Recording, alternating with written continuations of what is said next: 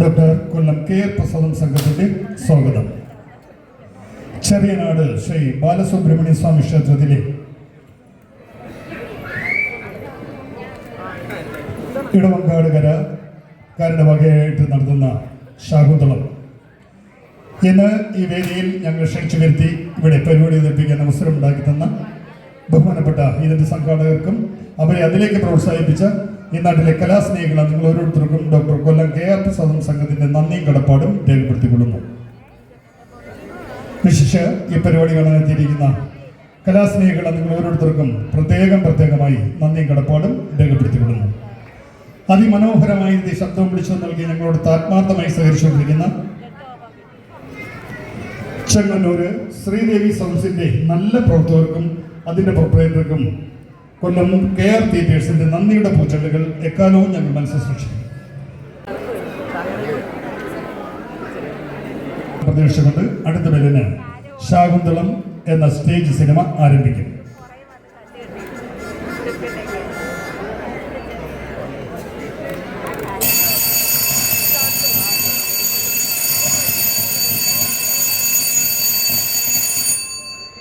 ബഹുമാന്യ സദസ്, മഹാഭാരത കഥയിലെ ശ്രേഷ്ഠമായ ഒരു ഭാഗം അടർത്തിയെടുത്ത് ആധുനിക സാങ്കേതിക സഹായത്തോടെ ഡോക്ടർ കൊല്ലം കെയർ പ്രസാദും സംഘവും അവതരിപ്പിക്കുന്ന സ്റ്റേജ് സിനിമ ആരംഭിക്കുന്നു.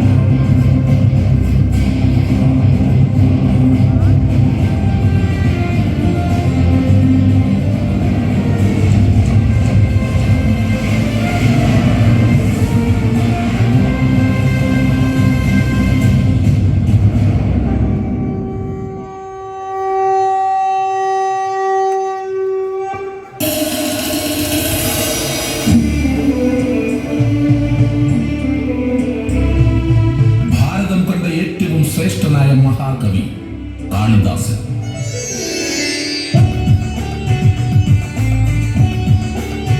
കുമാരസംഭവവും വിക്രമോർവശീയവും മാളവികാഗ്നിമിത്രവും മേഘദൂതും രഘുവംശവും ഋതുസംഹാരവും അഭിജ്ഞാന ശാകുന്തളവും ഉൾപ്പെടെ ലോക പ്രശസ്ത കൃതികൾ വിരചിച്ച കാളിദാസൻ.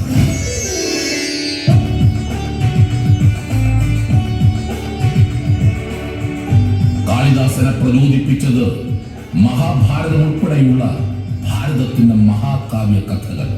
കാളിദാസന്റെ ഏറ്റവും ശ്രേഷ്ഠമായ കാവ്യനാടകം അഭിജ്ഞാന ശാകുന്തളം വിശ്വപ്രശസ്തമായ കൃതി. ശാകുന്തളം കഥ വേദവ്യാസ മഹാഭാരതത്തിലുള്ളതാണ്. നാളിതുവരെ അഭിജ്ഞാന ശാകുന്തളത്തിന് നിരവധി ഭാഷകളിൽ വിവിധ കലാരൂപങ്ങൾ സംഭവിച്ചു. അതിൽ നിന്നൊക്കെ തികച്ചും വ്യത്യസ്തമായി അഭിജ്ഞാന ശാകുന്തളത്തിന് വേറിട്ട ഒരു രംഗഭാഷ്യമൊരുക്കുന്നു. തികച്ചും മനുഷ്യപക്ഷത്തു നിന്നുകൊണ്ട് വേദവ്യാസ മുനിയുടെ ശകുന്തളയ്ക്കും ദുഷ്യന്തനും സ്വന്തം ഭാഷ നൽകാൻ മഹാകവി കാളിദാസനെടുത്ത അതേ സ്വാതന്ത്ര്യം ഞങ്ങളും സ്വീകരിക്കുന്നു. വേദവ്യാസനോടും കാളിദാസനോടും തപസ്സാരംഭിച്ചു. തന്റെ സിംഹാസനം നഷ്ടപ്പെട്ടു പോകുമെന്ന് ഭയന്ന ദേവേന്ദ്രൻ വിശ്വാമിത്രന്റെ തപസ്സിളക്കാൻ ദേവനർത്തകി മേനകയെ നിയോഗിച്ചു.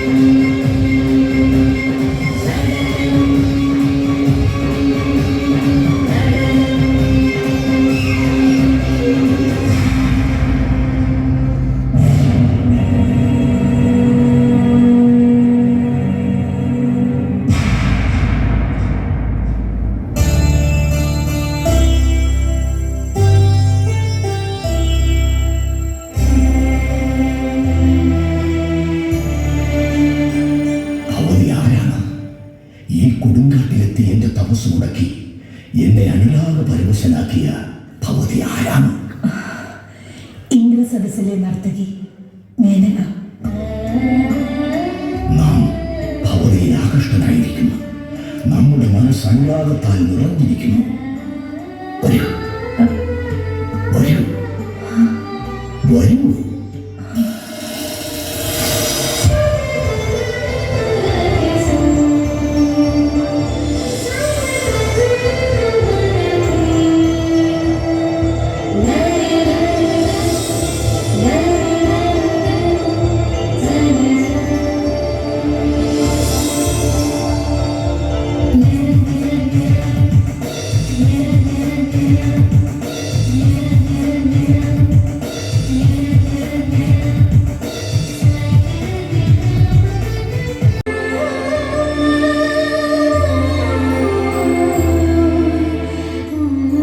വെള്ളം കിട്ടാനുള്ള സൗകര്യം, മനസ്സിന് സന്തോഷവും കുളിർമയും നൽകുന്ന പ്രകൃതി ഭംഗി, വിട്ടുപോകാൻ മനസ്സ് വരാത്ത കാഴ്ചകൾ, രാജഭരണത്തിന്റെ തിരക്കിനിടയിൽ വിശ്രമത്തിന് പറ്റിയ ഇടം എന്ന് കരുതി.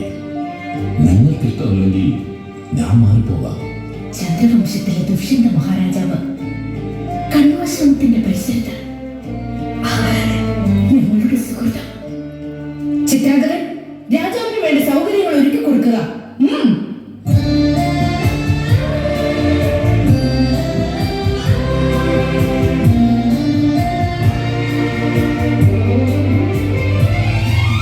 ദേവി, എനിക്ക് മനസ്സിലായില്ല. വിശ്വാമിത്ര മഹർഷിക്ക് മേനകയിൽ പിറന്ന മകൾ ശകുന്തള കണ്ണനോടെ വളർത്തുപുത്രി. എന്റെ സംശയം വെറുതെയായില്ല. ദേവലോകത്തു നിന്നും ഒരു അപ്സരസ് വഴിതെറ്റി വന്നതുപോലെ. അനസൂയ, പ്രിയമതെ, മഹാരാജാവിനെ പരിചരിക്കാൻ എന്തൊക്കെയാണെന്ന് വെച്ചാൽ എടുത്തുള്ളൂ.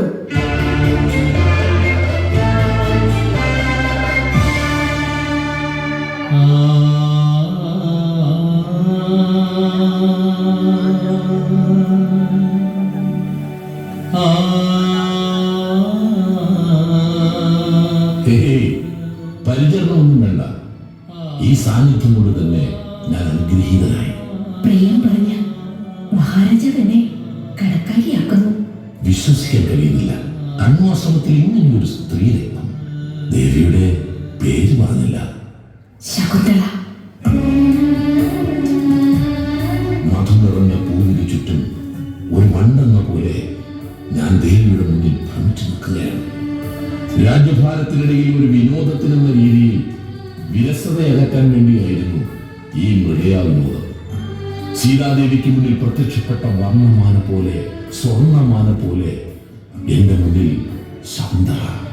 മാരീചൻ എന്ന സ്വർണ്ണമാൻ ഒരു ചതിയായിരുന്നു ഞാൻ. എന്നെ ഇനിയും വിശ്വാസമായില്ലേ?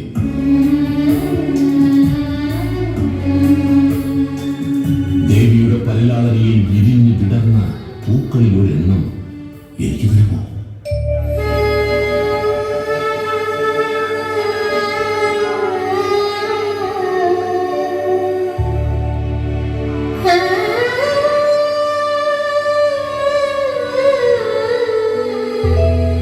പുഞ്ചിരിക്കുന്ന ഈ പൂവിനോളം സൗന്ദര്യമുള്ള ഒരു പുഷ്പവും ഈശ്വരൻ ഇതുവരെ സൃഷ്ടിച്ചിട്ടില്ല. ഒരു ചുംബനം കൊണ്ട് ഞാനിത് സ്വന്തമാക്കിക്കോട്ടെ.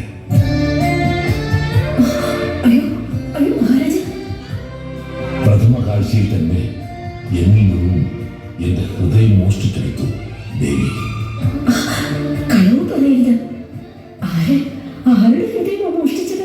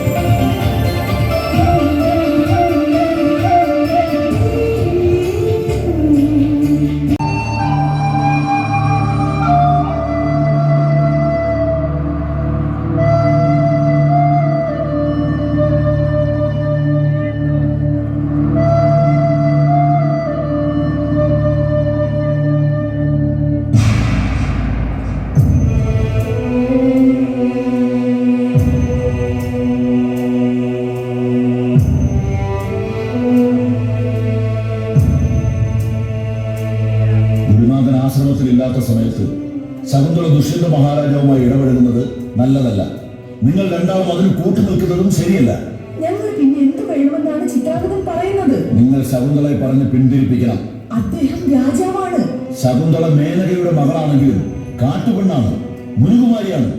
രാജാക്കന്മാർക്ക് മൃഗയെ പോലെ മറ്റൊരു വിനോദം മാത്രമാണ് പെൺവേട്ട. ഈ തപോവന ഭൂമിയിലെത്തി സുന്ദരിയായ ശകുന്തളയെ കണ്ടതുകൊണ്ട് മാത്രമാണ് രാജാവ് ഒപ്പമുള്ളവരെ പറഞ്ഞു വിട്ടിട്ട് അത്യാവശ്യം ചില സഹായികളോടൊപ്പം ഇവിടെ കൂടാരം കെട്ടി പാർക്കുന്നത്. ചിത്രാംഗതൻ നമ്മളോട് ക്ഷമിക്കണം. ആശ്രമത്തിലെത്തുന്ന രാജാവിനെ പരിചരിക്കുകയും ഉപചരിക്കുകയും ചെയ്യേണ്ടത് നമ്മുടെ കടമയാണ്. അതിന് ഞാനില്ലേ ഇവിടെ? നിങ്ങളും ഗൗതമിയമ്മയില്ലേ?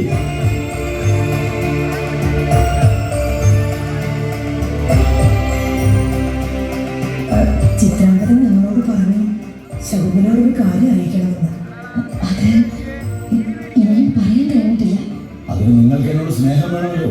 സ്നേഹമില്ലാഞ്ഞിട്ടല്ല, ഞങ്ങളത് അറിയിക്കുന്നതിന് മുമ്പ് തന്നെ ശകുന്തള ദുഷ്യന്തനെ പ്രണയ പരവശയായി.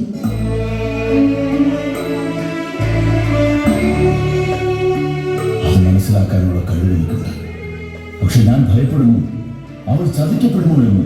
അയ്യോ, അങ്ങനെയൊന്നും പറയരുത്. അങ്ങനെ ഒരിക്കലും സംഭവിക്കാതിരിക്കട്ടെ നമ്മുടെ പ്രിയപ്പെട്ട ശകുന്തളയ്ക്ക്. ചിത്രാംഗതൻ, നിങ്ങൾക്ക് എങ്ങനെ ഒരു സാക്ഷിയായി കാഴ്ചക്കാരനായി ഇങ്ങനെ നിൽക്കാൻ കഴിയുമോ? ആയി പോയില്ലേ? അയാൾ കരയാനൊക്കുമോ? ആത്മാർത്ഥത ഉണ്ടായി പോയില്ലേ? ഓടിപ്പോകാനൊക്കുമോ? സ്നേഹിക്കാനേ പറ്റൂ. സ്നേഹിക്കുന്ന ആളിനെ അത് ബോധ്യപ്പെടുത്താൻ പറ്റില്ല. നിർഭാഗ്യവശാൽ എന്റെ ഹൃദയം അലമുറയിട്ട് കരയുന്നത് കേൾക്കാൻ പോലും എനിക്കാരുമില്ല. ചിത്രാംഗത, പിന്നെ ഞാൻ എന്ത് വേണം? തിരിച്ചറിവായ കാലം മുതൽ ഹൃദയത്തിൽ പേര് നടക്കുന്നത് മറ്റൊരുവന്റേതാകുമ്പോ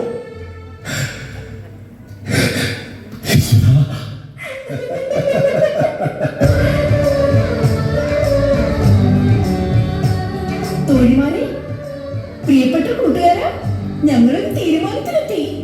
ദുഷ്യന്ത മഹാരാജാവ് ശകുന്തളയെ വിവാഹം ചെയ്യുന്നു.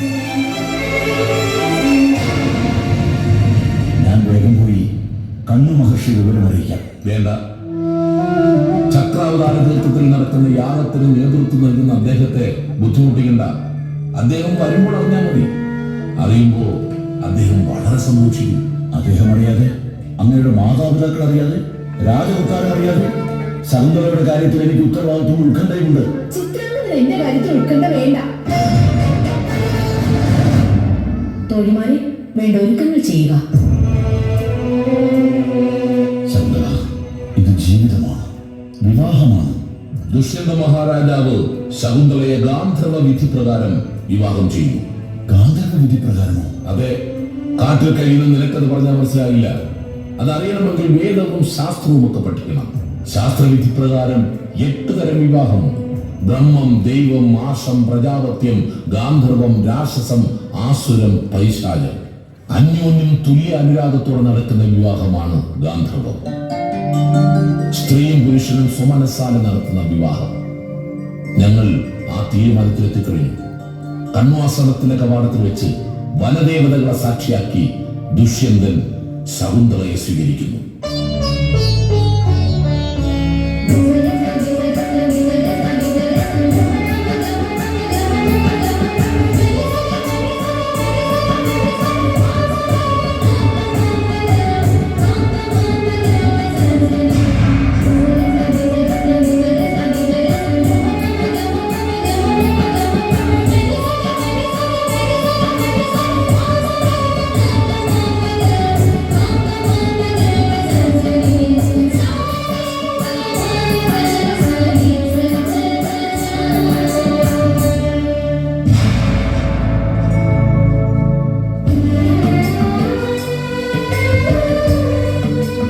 ദിവസങ്ങൾ കടന്നു പോകുന്നത് അറിയുന്നില്ല.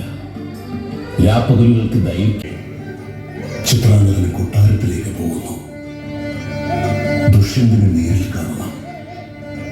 ചതുരംഗപ്പടയുടെ ആർഭാടം വേണ്ട, ശകുന്തളയെ കൂട്ടിക്കൊണ്ടു പോയാൽ മതി എന്ന് കണ്ണൻ പറഞ്ഞു എന്നറിയിക്കണം. ശകുന്തളയുടെ ഉദരത്തിൽ വളർന്ന കുട്ടി ദിവസങ്ങൾ എന്നെ കാത്തിരിക്കുക. കൂട്ടിക്കൊണ്ടു പോകാൻ വരാമെന്ന് പറഞ്ഞിട്ട് 32 ദിനരാത്രങ്ങൾ പോകുന്ന വിവരം മറ്റാരും അറിയണ്ട.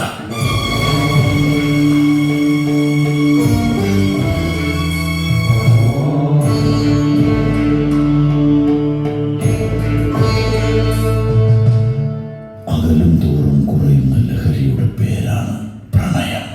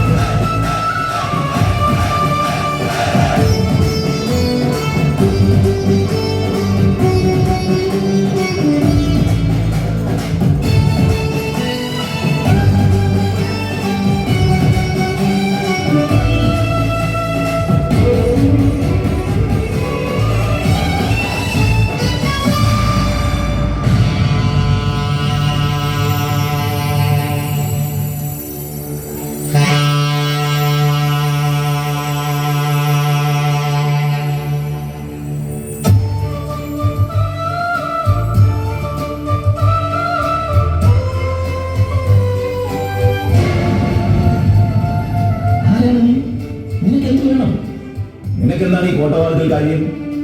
ഞാൻ കണ്ണാശ്രമത്തിൽ നിന്നും വരികയാണ്. ചിത്രാംഗതൻ. എനിക്ക് മഹാരാജാവിനെ അത്യാവശ്യമായി കാണണം.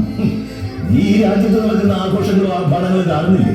ക്ഷമിക്കണം, ഞാൻ ആദ്യമായിട്ട് കൊട്ടാരം കാണുന്നത്. ഇന്ന് ദുഷ്യന്ത മഹാരാജാവിന്റെ വിവാഹം കഴിഞ്ഞ ദിവസമാണ്. മഹാരാജാവ് കേകയത്തിലെ യുവറാണിയെ വിവാഹം ചെയ്ത ദിവസം. ആഘോഷത്തിന് ശേഷം രാജാവും റാണിയും ദർബാർശാലയിലേക്ക് പ്രവേശിച്ചിരിക്കുകയാണ്. വിവാഹ സൽക്കാരത്തിൽ പങ്കെടുക്കാൻ ക്ഷണം കിട്ടിയ അന്തിയാണെങ്കിൽ കുറിമാനം കാണിക്കണം. ഏയ്, നീ എന്താ ഹിനാവ് കണ്ടു നിൽക്കുകയാണോ? എനിക്ക് മഹാരാജാവിനെ കാണണം. കണ്ണു മഹർഷി പറഞ്ഞ ഒരു സന്ദേശം കൈമാറാനുണ്ട്. പറഞ്ഞത് കേട്ടില്ലേ? അടുത്ത ഒരാഴ്ച ആഘോഷങ്ങളുടെ ദിവസങ്ങളാണ്. മഹാരാജാവ് ആരെയും മുഖം കാണിക്കില്ല. എനിക്ക് അദ്ദേഹത്തെ അറിയാം. നിനക്ക് മാത്രമല്ല, ഭാരതവർഷത്തിലെ മുഴുവൻ പ്രജകൾക്കും ദുഷ്യന്ത മഹാരാജാവിന്റെ ചരിത്രം അറിയാം. ഹിമാലയം മുതൽ ഇടവും വലവും കിടക്കുന്ന 2 കടലോരം വരെ ഖ്യാതി പരന്നതാണ് ദുഷ്യന്ത മഹാരാജാവിന്റെ മഹത്വം. പിന്നാമ്പുറത്ത് കാണുന്നത് ഊട്ടുശാലയാണ്. അവിടെ പോയി ഭക്ഷണം കഴിക്കുക. ജനപഥം മുഴുവൻ ആഘോഷിക്കുകയാണ്. വിവിധ കലാപരിപാടികൾ കണ്ട് ഏതെങ്കിലും വലിയ അമ്പലത്തിൽ വിശ്രമിച്ച് മടങ്ങുക. ഈ രാജനഗരം അടുത്ത ഒരാഴ്ച ഉറങ്ങില്ല. കടന്നു പോണം.